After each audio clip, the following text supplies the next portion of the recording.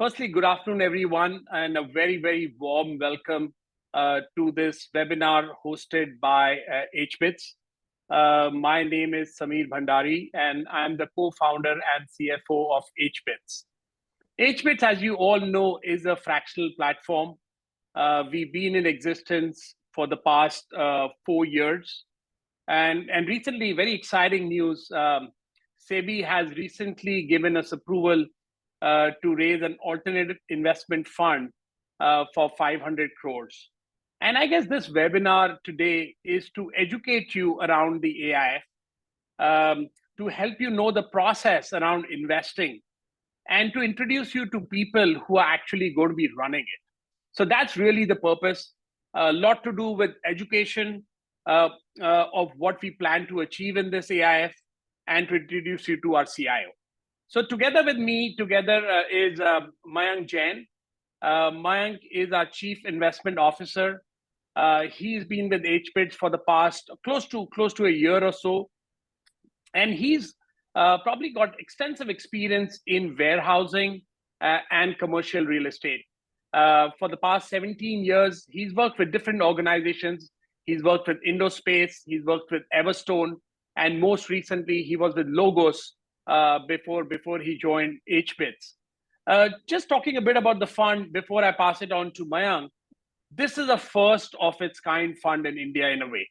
It combines warehousing, which is a very, very fast growing investment area in India and globally, and commercial real estate. And I think we are rightly positioned since under Mayank's guidance, we pretty much have experience in both warehousing and commercial real estate. We aim to get very, very high returns in this fund, aiming to get almost 18 to 20% IRR over a seven-year period, which is the period of the fund. It's a 500 crore fund, investing only in warehousing and commercial real estate, everything non-residential. So without further ado, let me pass into to Mayank to talk a bit around his background and to talk more about the AIF. Over to you, Mayank. Thank you, Samir. Appreciate that. Good morning, everyone. Thank you for joining this webinar. Appreciate your time, and the hBits family is very excited to launch this fund, and looking forward to your support and investments. Let me start by telling you guys a little bit about myself. As Samir said, my name is Mayank. I graduated from ISB, which is one of the business schools in India, one of the top tier business schools in India, in 2006-07. Before that, I used to be an engineer. Have an extensive engineering background. Before that, did a undergrad, master's, and a PhD, all in computer engineering from the University of Florida in the US. Worked for a couple of years in Microsoft in the US. And I think India called me back. I came back to India, did the MBA. I've been working in private equity, investing specifically in real estate since 2007. Spent about 10 years at Everstone Group, which is the largest homegrown private equity business in India, manages about $7 billion. Worked at Indospace for about 5 years, Indospace Capital. Pioneer in warehousing and industrial real estate. Started a good, almost 10 years before everybody else got onto the warehousing bandwagon, 2009 specifically. Manages about $2 billion of FDI capital in the warehousing and logistics space. I was part of the investments team there. I've been in investments ever since, but as part of the investments team there, invested about $600 million across 11 million square feet, multiple geographies. I'll get to the returns a little bit later, but in short, returned about 22% odd to global investors over a 6-year period. My last job before joining hBits was at Logos. That's one of the largest Australian logistics-focused funds in Australia. Manages $20 billion, and I ran North and East India. And Indospace ran South and East India in Logos, so well versed with the geographies. Let me switch gears and speak about the fund now. What we believe, we looked at the landscape of what investors are doing, irrespective of whether the investor is Indian or a foreign institutional investor. As an Indian sitting in India with Indian money to invest, what are the options available for us to participate in the warehousing story? And what are the options available to us to invest in the office space? And I'll explain why those are good spaces to invest in. The point I'm trying to make is, as an Indian, there's one AIF that's doing warehousing. There are 2 or 3 very handful of AIFs that are doing offices. Those are all the office where AIFs are all backed by institutions, not owner operators, nobody with real estate expertise, but they're institutions who have a wealth management or a relationship management arm, and they just get customers from there. They're great at attracting investments. I'm not sure about if they're great or even good at investing the capital. And I think that's where we as owner operators with deep expertise in real estate come in. We're looking to provide returns based on 4 items: under construction across warehousing and offices, and pre-lease spaces across offices and warehouses. And opportunistically, we're also looking at data centers, educational institutions, and any other non-residential real estate which provides money. Because I think our overall goal is to twofold: not lose money. So capital preservation is our largest goal. And second, but not far, is to return capital plus appreciation at a targeted IRR of roughly 18 to 20%. And let me tell you how we project to do that. Pre-lease offices and warehouse in India are offering a return of about 15 to 16% with some loans, with basically leverage. So if we lever it 1:1, so 50% through equity, 50% through loans, or LRD, lease rental discounting based term loans, 15 to 16% IRR is very much achievable. We have done so at hBits without leverage as well. The last exit we had was at 17.5% IRR. That means you get a return of 17.5% on your investment year on year. So playing very conservatively with leverage, 16.5%, or sorry, 15 to 16%, very possible. If we take this 500 crore rupee fund, invest half of that in the pre-lease space, within 15 years, we return 500 crores. So your capital is safe, and that's the primary goal, to not lose capital and to not lose money. Everything else that we generate from the balance investment of the 50% that we raise is going to go into under construction offices and warehouses. And by under construction, let me be very specific. We're looking at forward purchases only. This means land is in place, approvals for construction commencement are in place. As real estate investors, there are 5 stages of construction or a project life cycle and the risks associated with it.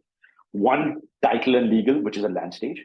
2nd, regulatory, which is basically change of land use, getting approvals for commencement of construction, getting FSI in place, all those things. 3rd, execution and construction, basically just implementing the actual construction. 4th is leasing or market risk.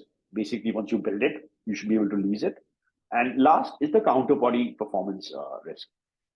Basically means your tenant should pay rent, and the tenant should pay rent on time. So with pre-lease, the only, of the 5 risks that I just told you about, the first 4 are out of the window. They're addressed. It's already built, operated, occupational certificate is in place. There's a tenant in place, a grade A tenant in a grade A building with excellent residual lease terms and good historical performance of payment. So we've taken care of 4 risks, mitigated the last one because of the tenant selection. When we look at greenfield under construction investments, typically land stage and regulatory stage, the first 2 stages, where we're tying up the land and getting approvals, is the trickiest and the riskiest, and that's where most projects fail. So we are very cognizant of that, and our goal is to not take that kind of a risk on the forward purchase under construction basis. We would like to enter projects with good developers post that stage. So the only 3 remaining risks are under construction, which is execution, market, leasing, and then obviously counterparty performance. And for that, we have mitigants in place, and I'll explain that in a bit as well. In in that context, if you return 15 to 16% on pre-leased, save capital preservation goal, 500 crore return, everything else that we invest into the under construction space is targeted to generate about 20 to 25% IRR. And that's just pure returns.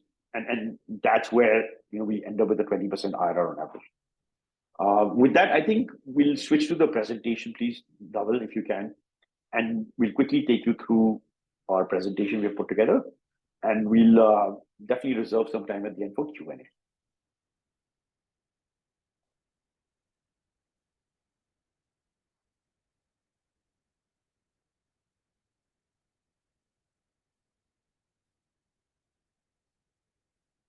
Dhaval, if you could start the presentation, please.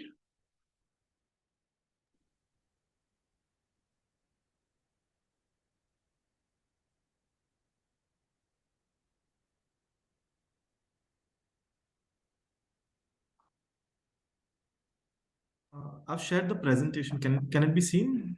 Yes, it can be seen. Yeah. Perfect. If possible, just maximize it, otherwise I'll just continue. Next slide, please.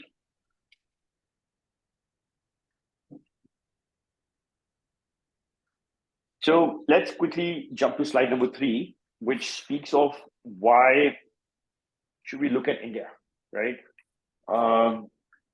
I think for assuming most of this audience is from India and those who are not physically in India are Indian at heart,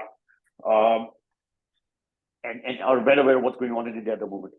I think India, and I genuinely believe this as a true patriot, is at the cusp of greatness.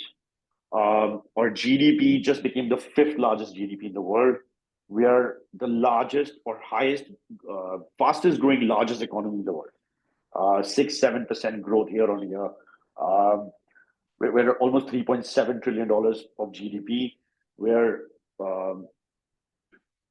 within touching distance of Germany. Germany is not going anywhere. It's in fact going to maybe contract with the economy of Germany. Even if it doesn't, we're going to cross that, and then we'll be the 4th largest economy very soon. And then in about 10 years' time, in 2 election cycles, we're projected to go from the current number of 3.7 to almost $11 trillion of GDP. That's larger than Japan almost. So, and this growth is not coming from just exports or dependence on natural resources or exports. It is consumption-led. It is because of the demographic dividend that we have in India, where we have a large working population that's aspirational, works hard, and earns money and spends it. Our GDP per capita just crossed $2,500. Macro level, that is the benchmark or threshold from graduating from a poor economy to a middle income economy. And I think you stay there till about $10,000 per capita. So every incremental dollar earned by this large consuming population is discretionary. And the beneficiaries of that, amongst many, many sectors, direct beneficiaries are offices and warehousing. The more, and I'll explain why. Warehousing is all about manufacturing and logistics. The growth of e-commerce, the growth of retail, the growth of consumption is highly dependent on warehousing and manufacturing. And both of these tie in there. In terms of offices, if we look at some of the largest office installations of global MNCs, India used to be number 2 till very recently. India is number 1 now. The largest Goldman Sachs office in the world is not in the US, not in London, not in Asia or outside India. It is in Asia. It is in India, in fact. We are seeing more and more foreign offices, investors, I guess IT firms outsourcing to India, setting up India captive units. I think Elon Musk has proved through reduction of almost 80% workforce at Twitter that cost cutting is the way to go for IT companies in the US. And Facebook, Google, all these guys followed suit. Part of that cost cutting is unfortunately laying off employees. And the second biggest part is outsourcing. So, India remains competitive on that space, on that basis, in terms of both working population that speaks English, is intelligent and can deliver. And secondly, and equally importantly, from a rental perspective and availability of office space perspective. Rents in India in the IT space used to be 40 rupees per square foot per month. That's when the dollar was at 40. The dollar has, unfortunately appreciated, but that has done well for the office space. It is still $1 per square foot per month. It's 80 bucks, 80 rupees. So from somebody sitting in the US or Europe or elsewhere, it still costs them the same, even though the quality and quantity of office space in India has improved so much. So the point being, we feel strongly and happy to report that India is at the cusp of greatness, both in terms of GDP, per capita income, consumption, and global cues in terms of offshoring, outsourcing, rupee depreciation, and offices, exploding in that space along with warehousing. Let's move forward, Dhawal, please.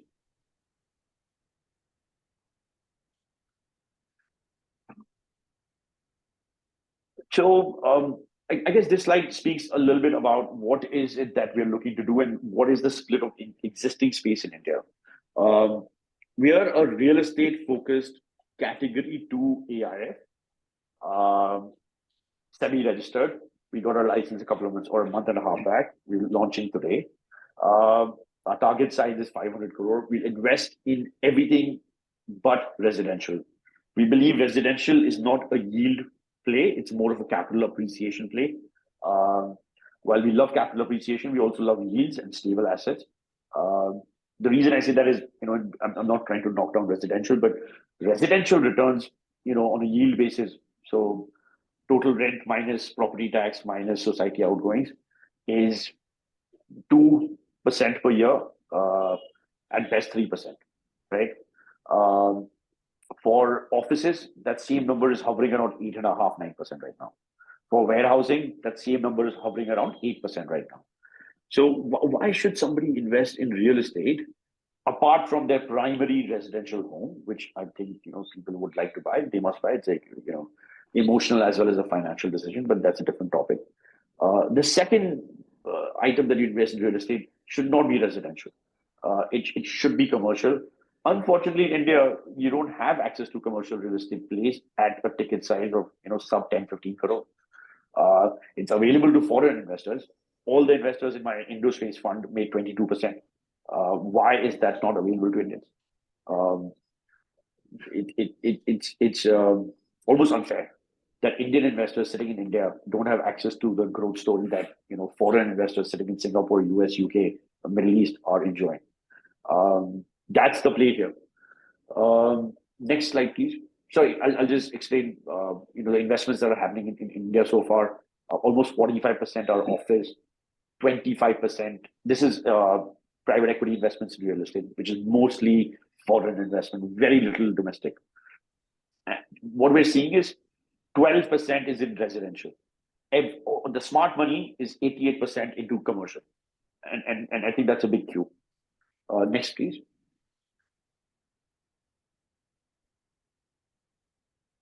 Offices. So, look, offices started in India in a true way, expanding once the global capital came in. Global capital came under Press Note 2 in 2005, where foreign investment in the real estate sector was allowed, obviously with many caveats and safety measures in place. Since then, we have seen a large office boom. Our readable asset space in the office category is almost 800 million square feet of real estate, which can be rented out, is rented out, leased.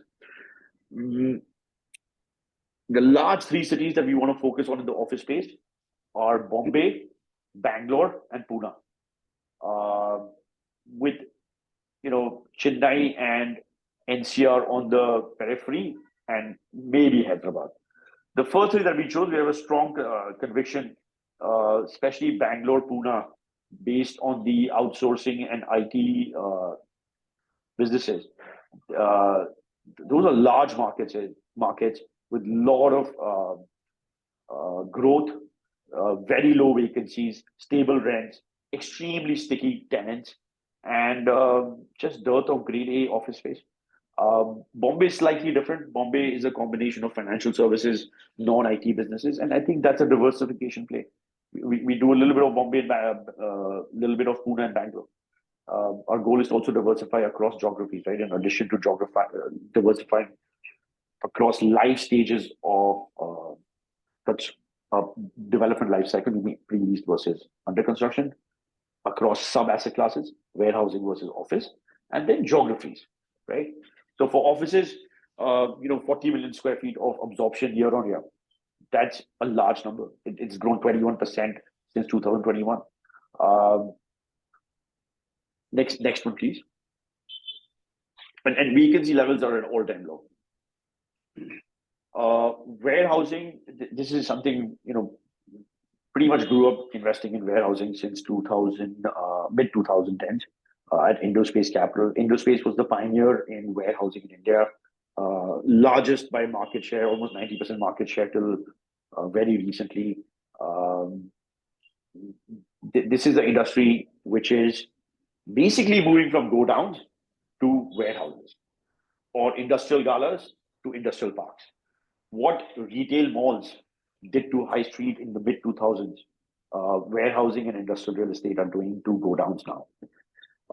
Total space of go downs in India, let me put it this way, warehousing, including grade A, B, C, is about 600 million square feet, of which about 150 million square feet is grade A, grade A, B plus. And that means decent buildings, high level of security, safety, lower pilferage, weatherproof, most importantly, good, well-planned parks with multiple warehouse boxes, which allow for circulation of trucks, people, and movement and goods. And that's the backbone of logistics, right? You want quick inbound, quick outbound, whatever internal processing happens. Light manufacturing, same thing. Pune and which is Chakan basically, and Chennai are full of examples of manufacturing industries which have moved to industrial parks, mainly in the auto ancillary sector. And vacancy levels are nearing 0%. You can't build it fast enough. I think warehousing has been a very interesting story. Everybody who's in that 450 million square feet of go down space, which is basically grade B, C, is waiting to move to grade A. You can't build it fast enough. Here, I think the demand far supersedes the supply. And therefore, even though rentals are at about 20-25 rupees per square foot per month, we foresee and predict a rental pop of at least 15 to 20% in the near future, in the next election cycle, in the next 5-year period, which really adds to the bottom line in terms of returns. Again, absorption of warehousing is roughly 40 million square feet a year. You can't build it fast enough. And the fact that most of the institutional global smart money investors are looking at offices and now much more at warehousing is a strong cue, and I would say a validation of our investment thesis. And what we're looking to do is basically combine the both and offer that to Indians investing in India, something that wasn't available. We will also, next slide please, look at data centers. We believe that also has huge tailwinds because of just large consumption of data in India. The mobile penetration, broadband penetration, consumption, I would say proliferation of video content, social media, all that huge tailwinds. Businesses going onto the cloud, huge tailwinds. And most importantly, regulatory. India has a bill coming up, which is going to be an act very soon, where Indian data of Indians has to stay in India. You can't store it anywhere else outside the Indian borders. We have a huge shortage of data centers. Some of the largest data center operators and investors have entered India. Equinix, Digital Realty, some local operators as well. NTT, Docomo, STT, they're doing extremely well. Valuations of data centers are at all-time high in India, which is a cause for concern. But I think Opportunistically, we look at data centers as well. Having invested in data centers for institutional capital, I'm speaking about myself, across Middle East, Europe, and Russia, I see this as I would say a third pillar, but an opportunistic pillar for our strategy. Given the the fund size of 500 crore, this might be a little difficult in terms of quantum or ticket size, but it's definitely something we would love to do given the right opportunity. Next, please. I think I spoke about this now. We're at the cusp of greatness, all that in terms of real estate, India, and the sectors. We can go next one.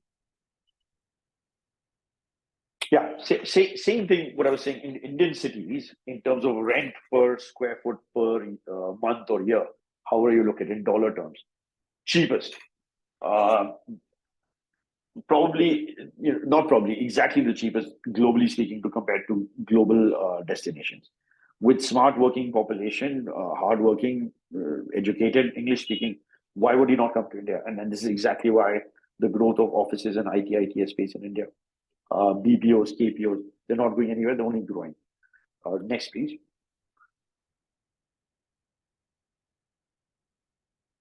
And if you look at yields, despite the lowest rentals globally, yields, which is basically income minus property tax minus any society or CAM expenses, divided by the total cost of acquisition. Basically, if you put $100, you should make close to 8-9 rupees per square foot. Per year.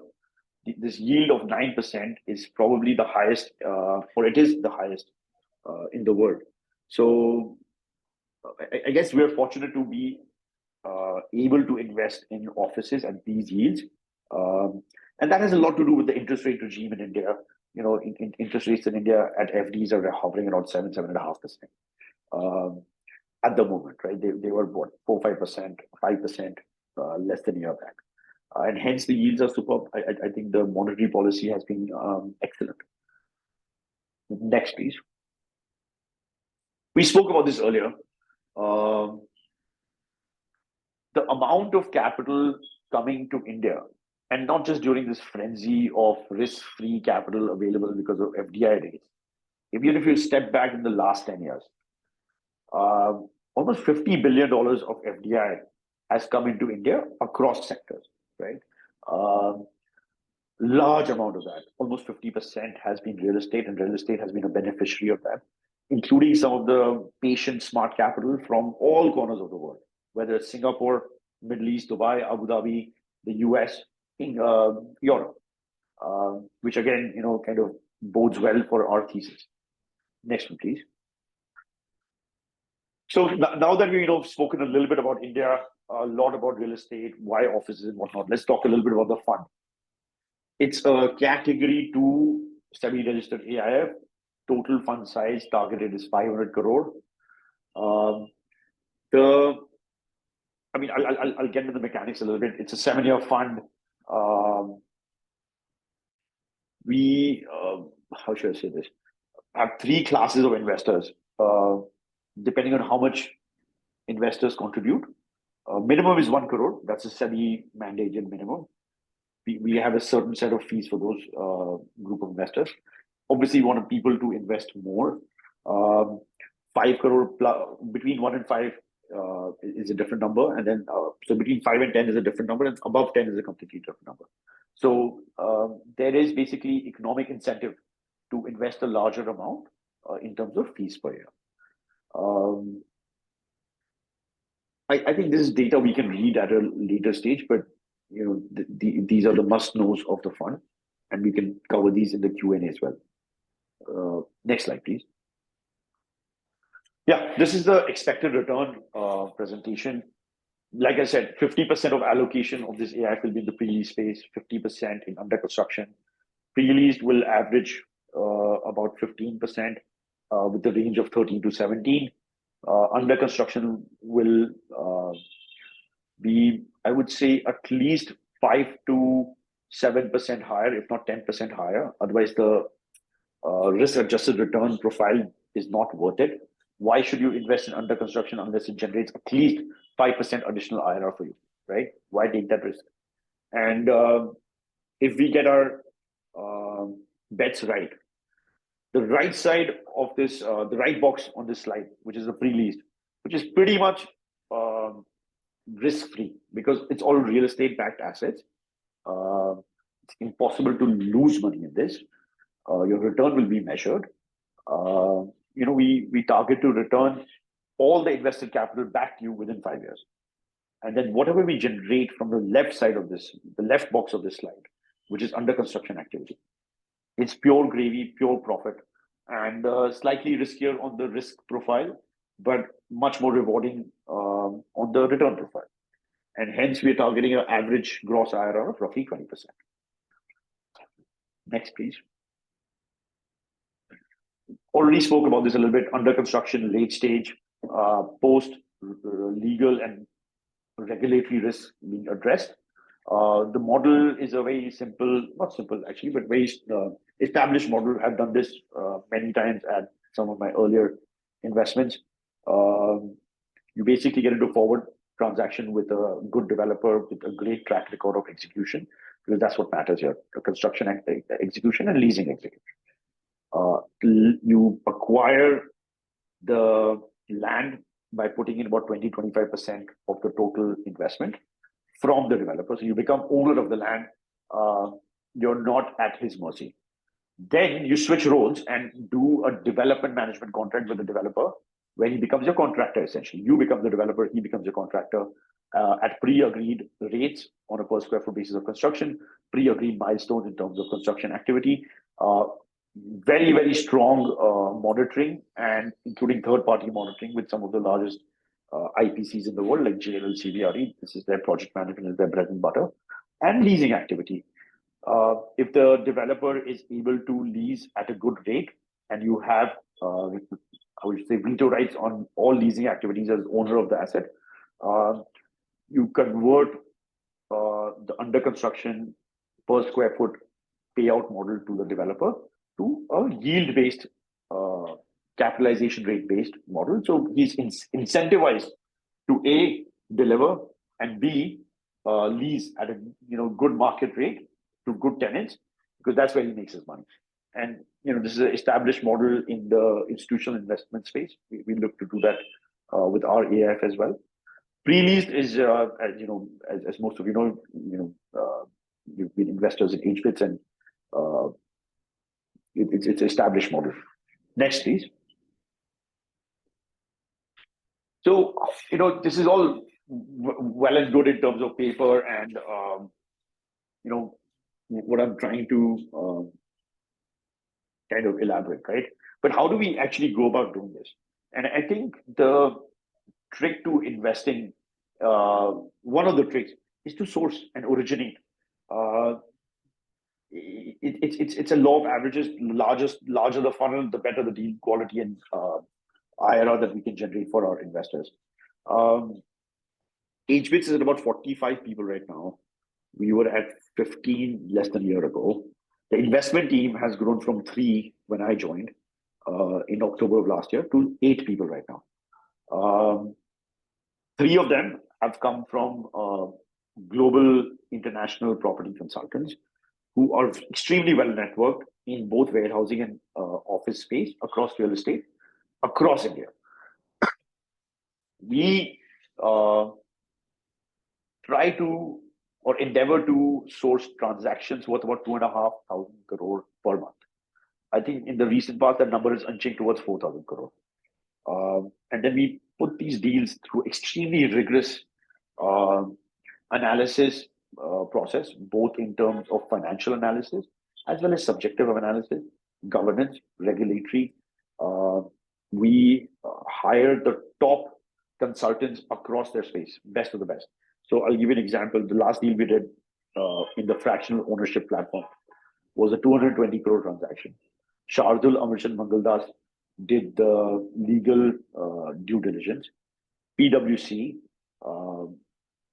obviously one of the big fours, did the transaction structuring. Shardul Amarchand Mangaldas, in case we don't know, is the probably the largest and best law firm in India. We have an access to the best databases in India to do the financial and micro market analysis that we run. CRE Matrix, PropStack, kudos to them. They've basically taken government data from government institutions and registrar's website and made it parsable, made it searchable to allow us to take qualified and educated decisions on investment. We look at micro markets, we look at cities, we look at growth, we look at asset quality, and probably less than 1% of these transactions that we get make it to the investment committee, and that's how rigorous we intend to be with the AIF as well. Next, please. This is the fund structure. It's a very tried and tested structure. It has existed in India since 2012. There are about, I guess, 1,200 AIFs in India. Most of them follow the same structure. You have a trust under which you have a scheme. You have an investment manager, sponsor, and a trustee. And all investments are downstream. We create SPVs, which is private limited companies, where investments take place. So each investment is kind of sandboxed. There's no cross-collateralization or cross harm. And that's the structure. We can discuss it later in the Q&A as well.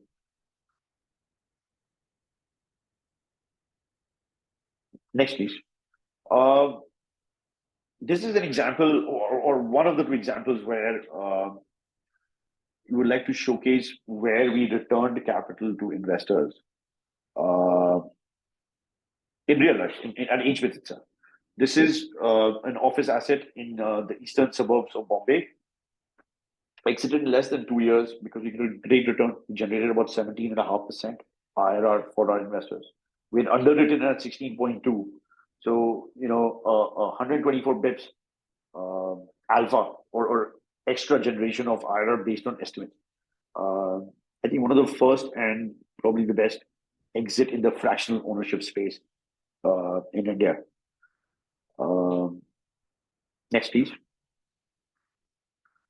This is an illustrative example or actual example of some of the deals we have done in the recent past. There are a couple more that have happened very recently. Our total invested capital AUM is about 250 crore at hBits, touching projected to grow to 370 by the end of this quarter. On a mark-to-market basis, all the investments that we have done since inception are north of 15%. IRR terms. Next, please. I think I'll let Samir take over here, please, and explain a little bit about hBits and the management team. Samir, please. So thank you, Mayank. So hBits has probably one of the most experienced management teams. Obviously, Mayank spoke about his experience. My experience has been in the banking industry. I was 33 years in banking. I worked with the big bulge bracket firms, Bank of America, UBS, JP Morgan, and Nomura. Last 13 years, I was with Nomura, where I co-ran sales globally. I had revenues under me of almost $4.5 to $5 billion. I joined hBits last year after 33 years of banking. Behind hBits is obviously commercial real estate family. It's a Raycon group. The Raycon group has been in the business for almost 40 years, and they are into commercial real estate development. They've built more than 1 million square feet. They have German partners, and they've built in Mumbai, Germany, and Dubai. One extremely good thing is we've got very, very good investors also in hBits. And the next few slides will show that. It's across people who've invested. So Nirmal Jain, who's the CEO and founder of India Infoline, he's invested with us. Incred Capital has invested with us. Mr. Ramesh Nair, who recently joined Mindspace REIT, he's invested in us. So our overall investors are marquee investors in hBits. So obviously we have a deep, how should I say it? We have deep knowledge around this industry, both across warehousing and commercial. And we have a lot of very, very good investors in hBits who are actually supporting us. So let me stop there and pass it on to Mayank. Thank you. Thank you, Samir. Thank you, Dhaval, for running the presentation. The last slide is about ESG, environmental, social, and governance. Obviously, this is an important topic, and I think this is a nice to have in addition to returns, but not in lieu of returns. I think our main focus is returns. And like I said before, our primary goal is to return capital, not lose capital. And then second is to layer that on top with returns in excess of what we raise. And projected to return about 20% in this 5 to 6 year hold period that we're estimating. I think that's it. Thank you so much for listening in. I'll open up the Q&A. Dhaval, if you want to read it out, or maybe I can read it out and explain. Samir, would you like to read it out and we can have a discussion based on that? Sure, let's do that. So Narayan has asked a question about data centers. Any thoughts? I guess you did mention that, but briefly, if you could mention it again. Yes, absolutely. Look, we are very, very bullish on data centers because of some of the reasons we mentioned. The average cost of a data center, even to develop, is roughly $10 million per megawatt. That's about 70, 80 crores now, 82 crores to be precise. We have a 500 crore rupee fund, 250 plus 250. 250 is the fund size with a green shoe option of another 250. So just a fancy way of saying it's 500 crores. Even with leverage or debt at the rate of 50%, we're looking at maximum 1,000 crore of investable capital. And that's kind of where we're drawing the line for debt.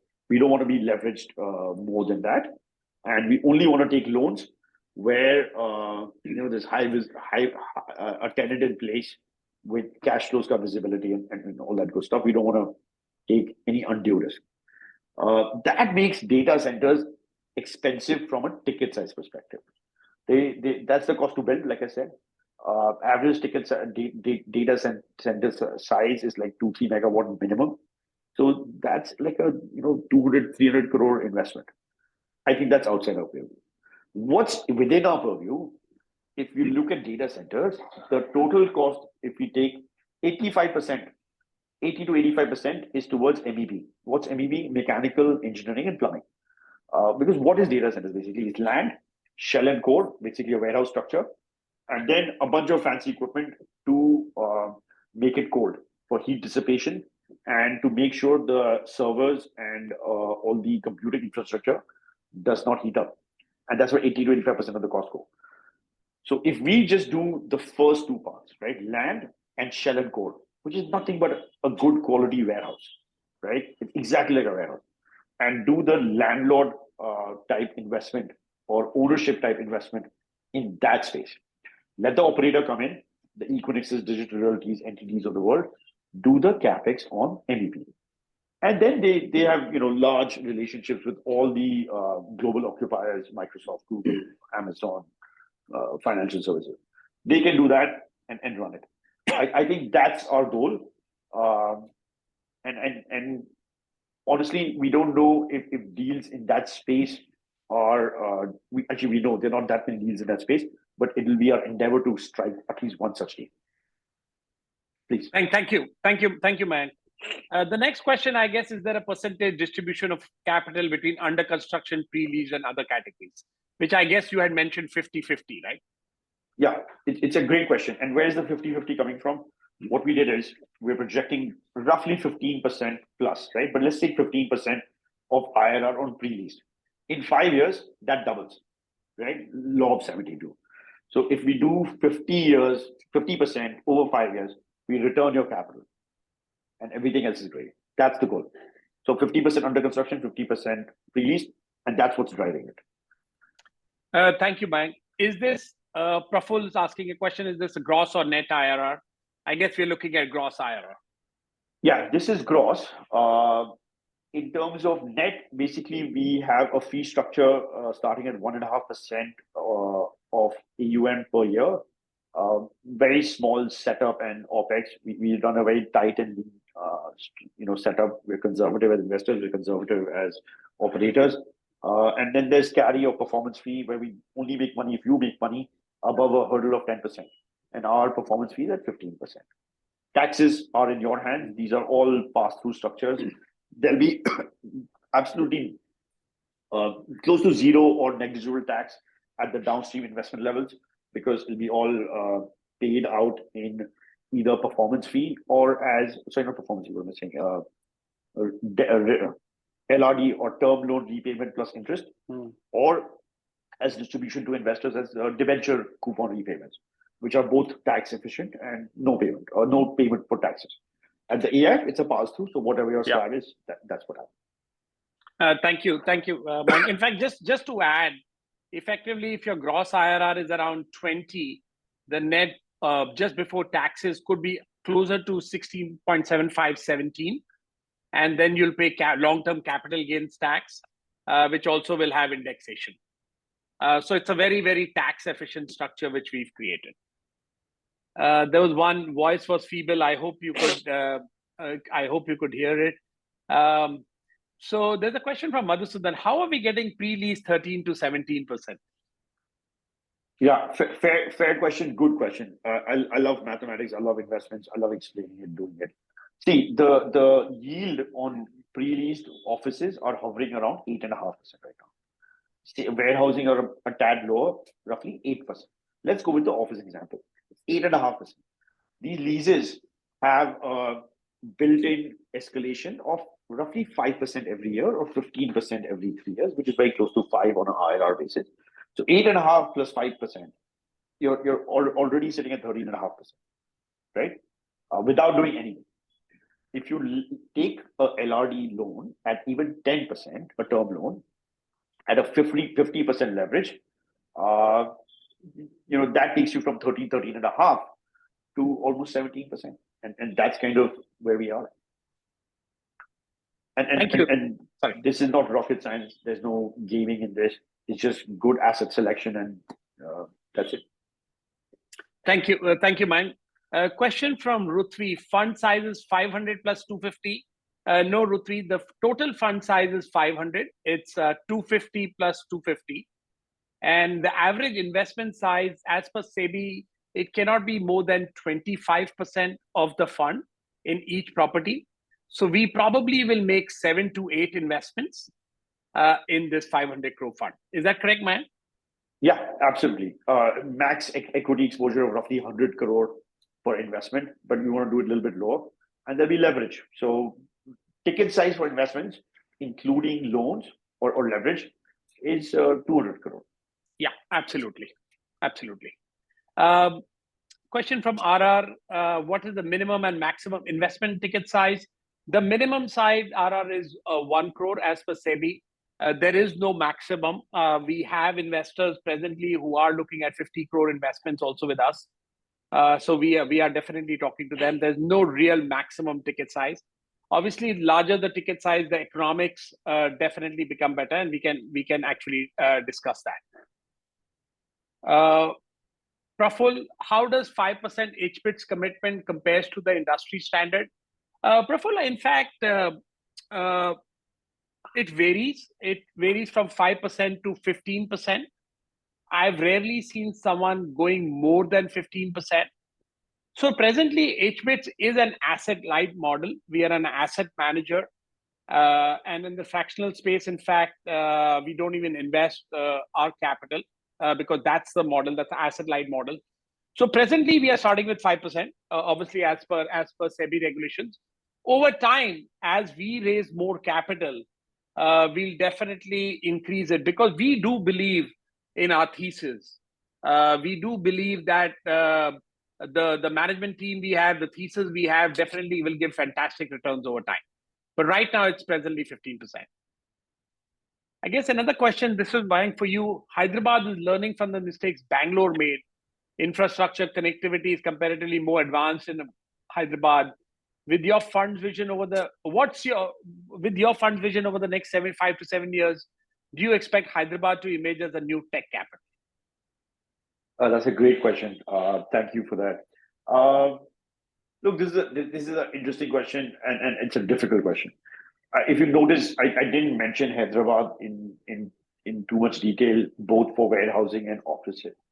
And I think there's a reason for that. I think Hyderabad, excellent governance, very business friendly, just did not match up to the expectations in terms of offices and warehousing. In Hyderabad, it's one of the unique office markets where there's so much polarization, which basically means all the good buildings, there is a beeline for occupants or occupiers to occupy that space. Meaning there's zero vacancy, there's a waiting list. And then that's a small set of buildings or locations or micro markets. Everywhere else, it's just unoccupied, lots of vacancy, low rental, no escalation. So the good buildings, locations make a killing, everybody else suffers. Second thing in Hyderabad, there's propensity to not rent, but build captive campuses and own them. Google is doing it, Microsoft has done it, Infosys has done it. So the rental business isn't that great. It's more of a ownership parks kind of business because of land being available and whatnot. On warehousing side, land prices versus rentals in Hyderabad. Rentals haven't moved, land prices have doubled. Land is roughly 25% of total construction cost of warehousing. So a doubling of 25% is a 12.5% increase to rough math on your cost base. That's doesn't sit well with a business such as warehousing, which is rentals have gone from 20 to 25, but the land cost is also much. So my view is slightly negative on Hyderabad. I'm sorry if you're from Hyderabad and that hurts, but that's our kind of considered view. Thank you, man. A question from Varun. I think, Varun, we've answered this. Could you elaborate on the average ticket size and number of investments you will be targeting? Also, what geographic split will you be looking at? Just to quickly reiterate, investment would be anything between 75 crores to 150 crores. Number of investments probably would be 7 to 8. And geographic split would be Mumbai, Bangalore, Pune. Data centers, we could look at Chennai also, and NCR and Hyderabad. But we'll definitely stick to the top 5 or 6 cities. Another question, hBits obviously has strong backing, but how is hBits going to be differentiated from other RE funds in the market? How do you add value to on the ground? So let me start briefly, and then I'll pass it on to Mayank. I honestly think management team makes the biggest difference. Teams which have a high level of integrity, which have a lot of knowledge, I think that matters a lot. I think historically people have lost money because either integrity was an issue, or knowledge was an issue, or they got into land parcels with no permissions. There are a lot of funds which are even after 15 years have not returned the money. We don't plan to do that. For us, it's 7 years and that's it. I don't think we will go beyond that. But I think it's knowledge, integrity, management team, which I think makes a big difference. Mayank, anything to add there? Yeah, I think you've summed it up extremely well. I think the main goal is not to lose capital, right? That's and I say that why, and it sounds negative because that's what everybody in the past, a lot of investors or professional investors have done to their contributors because of either hubris or greed, low governance, low integrity. This is, honestly, a fairly not a big fund. It's 500 crore. This is our first fund. Given where we come from, we are hungry and we want to grow this into a 10,000 crore business. So it is only in our interest to do extremely well in this first fund of AIF, but 6th or 5th fund for me. 10th, iteration for Samir, extension of FOP for our founder and CEO Shiv. So our future careers and networks are very tightly connected to the success of this fund, and we intend to make a killing of it. That's intent. Integrity, I think the pedigree that we come from, having worked at the largest institutions across India and the global scenario, all three of us, educational background. I think processes, governance, what can go wrong. I've seen that in the last 17, 18 years of my career. Samir has seen that many times for in his long career at the global funds. We know what goes wrong and how to prevent it. That's number two. Number three, I would say capability. Just past track record, I think speaks kind of well for what we look to do. I think that's it. Yeah. No, thanks, Mayank, for that. There's one question. Will you share the slides later? Absolutely. We will make sure that as long as your phone numbers, everything are there, we will definitely share the slides with you. One question from Sandeep. How is this different from fractional ownership? Extremely good question. You could look at it as a fractional ownership. You know the property which you are investing in. Typically, fractional ownership is pre-leased. It's completed property. And the average IRRs are between 13 and 16% or 14 and 16%. In a fund, the IRRs are much higher, 18 to 20%. It's a blind pool, but obviously you keep getting to know every quarter where the fund is investing. You're relying on people like us to make sure that your money is put to work really well. So that's a difference. Like investing in a single stock and investing in a fund which has experts running the fund. So that's really the difference. And tax-wise, I think the AIF is slightly more efficient because more long-term capital gain. Whereas in fractional, there's monthly income which is coming out where you need to pay income tax based on your tax bracket. In the AIF takes care of all the taxation. Let me move on. Rushikesh has a question, and Mayank, this for you. What are the security measures for investors? Not sure if I understood correctly. This is not a debt fund, so there is no security in terms of collateral or cash cover or collateral cover, or we're not investing in debt. We're not raising debt. It's an equity instrument. It's equity risk, but I think commensurate return. There is leverage at the SPV level or loans that we avail at the SPV level only to improve IRRs, which are not allowed under FOP, or we don't do under FOP at this stage for various reasons.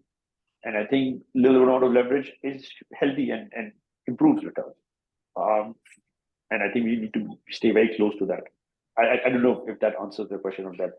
In fact, just to add, you will be basically investing in units of the trust, and those units are backed by the real estate, commercial real estate, which the fund is buying. So there is always hard assets behind what you are investing. So that is effectively the security for you. Okay, understood. You're part owner of every asset to the extent Absolutely. of your contribution. It's a real estate backed asset. It's not going anywhere. Yeah. So Ruthvi has the question: performance fees is with catch up or without catch up? I guess it's with catch up, right? Yes, there's catch up. Yeah. There's a question from Jigar: minimum ticket size and maximum for pre-lease per investment. Mayank? Yeah, I think the minimum one is kind of driven by market and valuations. The lower you go on the ticket size bandwagon, the more competitive it becomes in terms of investors bidding for it, because there's a lot more people who have 10 crore to invest than 100 crore to invest. Having said that, let me just clarify this. Of all the money we raise, 50% is going to pre-lease. Half of the pre-lease is going to office pre-lease. Half is going to warehousing pre-lease. These are all estimates. These are all projections that we would intend to do. Tomorrow, if the warehousing market improves by 5%, we would allocate more to that. And we have kept that fund, flexibility built into the fund documents. If tomorrow offices don't look as good, we'll reduce our exposure to offices by investing less. For the balance 50%, it's all under construction. On under construction, warehousing, because of the way construction and warehousing happens and the shorter time to go live, just 9 months to build a warehouse versus 3-4 years to build an office or build one box of warehouse. I think we would like to allocate more capital to warehousing under construction with limited exposure to office under construction. Ticket size, I think pointed answer, max, 100 crore each in those 4 buckets, maybe 150 crore from equity size. And that's where we'll go from. Okay. Thank you, Mayank. Question around UK, Germany are in recession. US mortgage rates are also feeling stress. Ripple effects are going to be felt in India as well. What do you think warehouses and commercial real estates will feel? Let me answer this. I actually feel the other way. I actually feel the RBI has been extremely proactive in managing rates. I think they've really recently tightened liquidity also by raising the reserve ratio. I do feel rates are pretty much peaked out in India, and in the US they probably peak out in probably one more hike, and that's what I think. I actually feel that warehouses, commercial real estate in India is poised. This is actually the right time to invest. Last year was not the right. In fact, last year we went very, very slow around our fractional space, and exactly this was the reason where rates were going up. But we do feel this is absolutely the right time, and which is why we are very keen to wrap up this fund also very quickly and start making the investment, because we see a lot of value here. SRK Investment requests you to explain term sheet once again, if possible. I guess you want to quickly go through the points, I guess, around capital commitment period, I guess, if you want to talk about that. Let's put it up. Let's put up that slide. I can talk through it in parallel. I have it in the background. Dhaval, if you just put up slide number 12, please.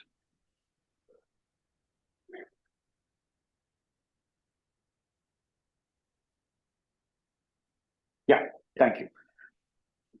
So I'll spend some time on this since we kind of glossed over it. I think we can't see the slide, Mayank. Yeah. No, Dhaval is controlling it. I think just went away. Dhaval, can you? Yeah, okay. Yeah. Perfect. So fund size, as we said, is 500 crore. That's the maximum we can raise. Our annual management fee is a recurring annualized fee that starts from when we do the first close up to the end of the commitment period. It's at a range of 1.5% to 2%, depending on the ticket size of your contribution. The more you invest, the lower you pay in fees. The slabs are in front of you on the bottom right quadrant. Up to 5 crore is 2%. 5 to 10 crore or 5.01 to 10 crore is at 1.75 crore. And 10 plus crore is at 1.5% annual management fee. And then accordingly, we issue different classes of units to contributors for different economics. Target IRR is close to 20% on a gross basis.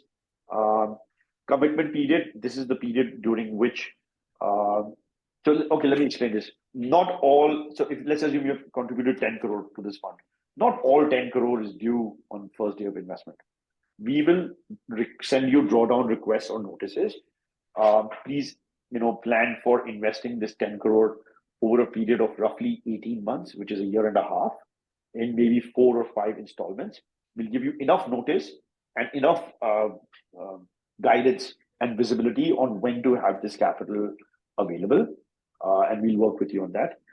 And every time you send over a part of your contribution, that's when the fee starts on it, in terms of post-commitment period. And after that, the fees is generated, reduces based on returns, or not returns, but basically after the commitment period, the fee reduces. And there's a little bit of maths around that. The tenure of the fund is maximum 7 years. We don't intend to use the entire 7 years. I think we'll be done in 5.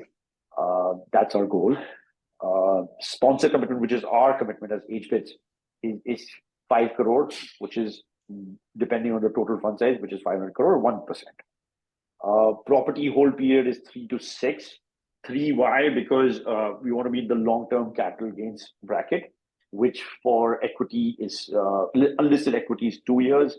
For debentures is 3 years. We will probably do debentures for downstream investments. It's a tax efficient way for returning capital from SPVs to the fund and then to you. So it's all about tax structuring and when long-term cap gains hits. investment manager, and it's basically hBits investment asset management. I'm the fund manager of that. Samir is on the board. Shiv is on the board. Setup fee is up to 1%. This is on a reimbursement basis on actuals for costs associated with setting up the fund, appointing a lawyer, setting up, paying the trustee. I would say one-time setup expenses to get the fund up and running. Hurdle rate is 10%. What that means is unless you make 10% year on year, we don't make any money. Because our goal is not to make money from fees.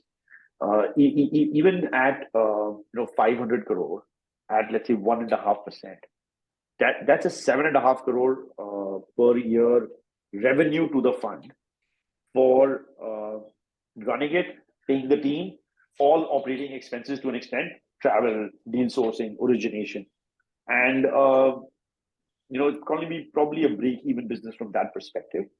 Where we will make money is on performance fee, and we don't make any unless you make 10% first, and that performance fee is 15%.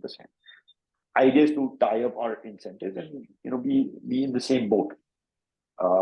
Ticket size I already spoke about. I think that's it. This is the term sheet. Thanks, Mayank. So I've gone through a lot of questions, and obviously there are a lot. I'm just going to summarize and answer some of the questions. There was a question, if I give 1 crore, when do you collect the money?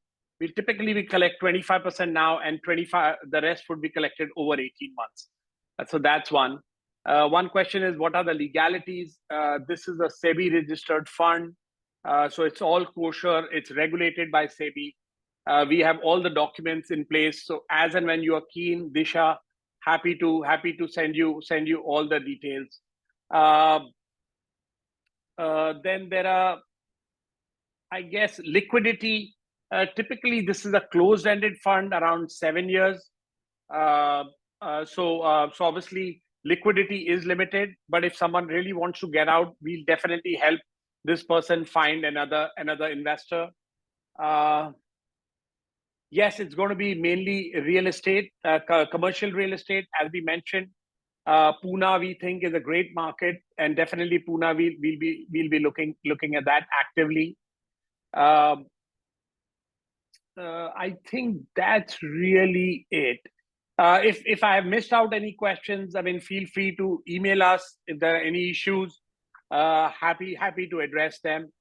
But I just wanted to finally thank you guys for attending this. I do think we are poised correctly. I think we have more expertise than a lot of the banks. In fact, there was a question about why should I invest with you and why not with Axis?